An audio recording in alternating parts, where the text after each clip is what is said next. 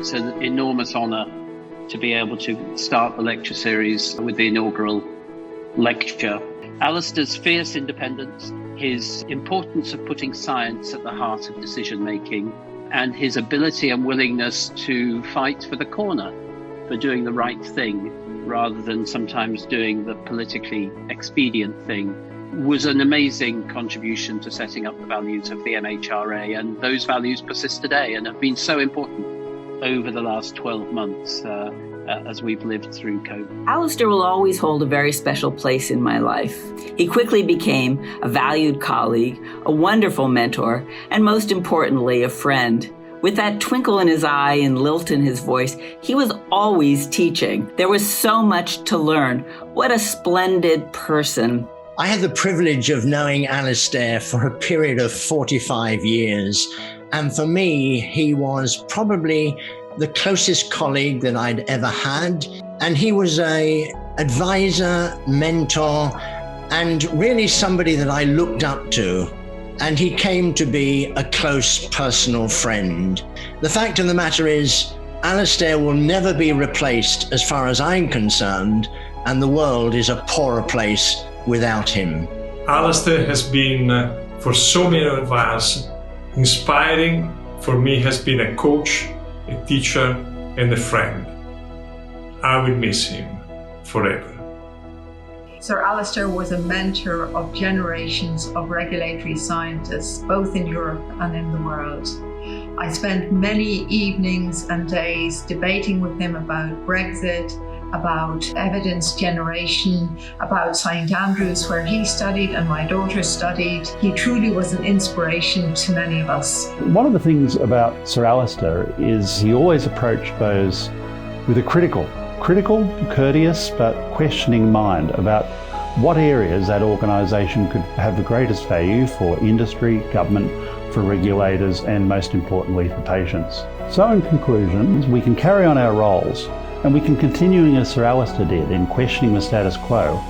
We can pay appropriate tribute and deference to his memory, and I'm sure in that way that his impact and memory will live on.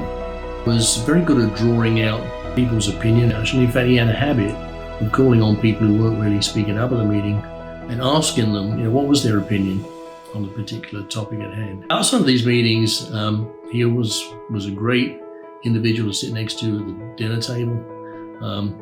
Always had some witty observation or humorous story to enliven the discussion.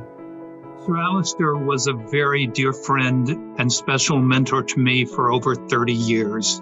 Most importantly, he showed me how to fight one's corner when it comes to science and regulation with the panache that only a Scottish peer could ever muster. My most endearing memory of Alasdair is eating countless meals with him at his London club, the Athenaeum, where numerous luminaries of British science and culture have been members over the centuries. Truly, he ranks right there with them. Working with Sir Alasdair has been both a privilege and pleasure. Alasdair became a great mentor for me, always sharing his expertise, wisdom, and passion for regulatory science. And as we discussed making core a reality, he instilled the notion of excellence in us and reminded us often to never lose sight of that. It was easy to see how invested he was in making the center a reality and success, but always pushing us towards excellence. It was my great privilege to have known Alasdair from when I was at Singapore's Health Sciences Authority in the early 2000s. His imposing height, his extraordinary intellect, his stern demeanor masking a mischievous, dry sense of humor, and his warmth and graciousness made him a wonderful mentor, friend, and role model. The Sir Alasdair Breckenridge Lecture Series will address and foster dialogue on global biomedical and regulatory issues, challenges, and advances. This will be in keeping with Alasdair's commitment to improving international health products regulation and health policy innovation for the benefit of patients, systems, and societies. On behalf of the Breckenridge family, I'd like to say how grateful and honoured we are that this prestigious set of lectures is being named after him, and how honoured he would have been.